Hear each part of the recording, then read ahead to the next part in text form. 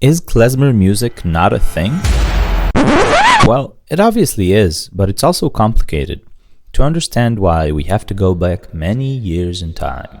A long, long time ago, in the faraway lands of Eastern Europe, there were many small towns with many Jews.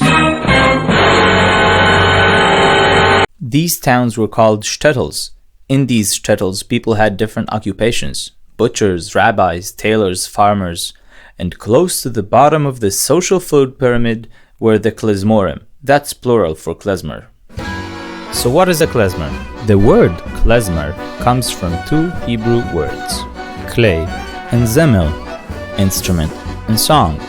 So, originally klezmer was not a kind of music, but a profession. One would say a lifestyle. A klezmer was a musician who played on special occasions in these towns, mostly weddings. Like many other trades at the time, being a klezmer was a family business.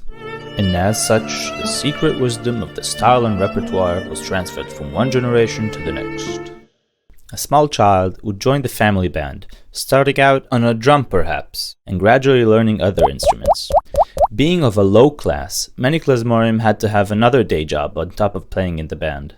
Only the select virtuosos, who were usually the band leaders, were full-time klezmorim.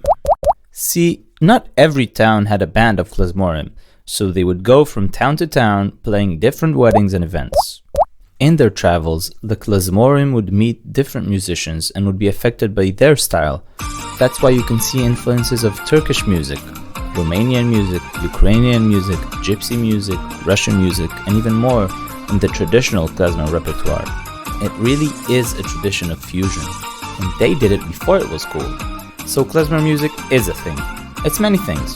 You can't say exactly what it is, and that's the beautiful part about it, and about music in general.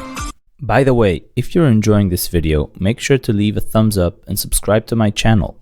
So what happened in klezmer music in the last 100 years or so? Around the beginning of the 20th century, many Jews started leaving Eastern Europe, I wonder why, and immigrated to different countries. Many of them went to the United States of America. Many people who came from families of klezmorim kept playing this music, and as recording music became a thing, also recorded it. That's where some of the earliest recorded samples of klezmer music come from. Musicians like Dave Taras, Naftuli Brandwein, Harry Kendall, Abe Schwartz, and Joseph Hoffman are examples of these people, and their recordings are really worth checking out. By the way, I'm gonna do some self-promotion here. I have a whole album dedicated to the music left for us by Joseph Hoffman.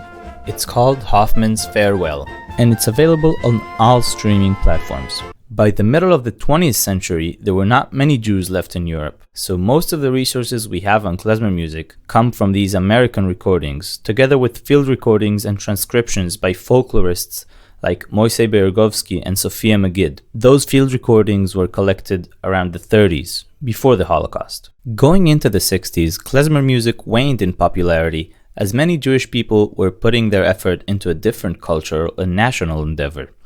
The story of how and why klezmer and Yiddish culture had to make room for Hebrew and Israeli culture is very interesting and complicated. Let me know if you would like me to make a different video on that topic. Anyway, during the 70s and 80s, klezmer music started a revival with bands like the Klezmer Conservatory Band, the Klezmatics, the Chicago Klezmer Ensemble. Musicians like Hank Snetsky, Andy Statman, Frank London, Joel Rubin, and many others have plenty of recorded music in this field, consisting of recordings of traditional and original music in various kinds of arrangement. There has been a lot of academic writing by people like Zev Feldman, Michael Alpert, Mark Slobin, and others going into klezmer music and Yiddish arts, language, and culture. Examples of younger people dealing with klezmer could be people like Daniel Kahn, Michael Winograd, Zoe Aqua, So-Called, Israel Klezmer Orchestra, and again, many others. Nowadays, there are many festivals and organizations promoting klezmer music all around the world.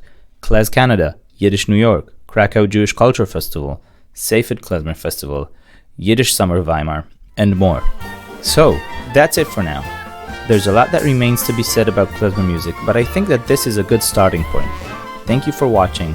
Make sure to like the video if you did, subscribe to my channel if you want to watch some of my future videos, and let me know what you think in the comments.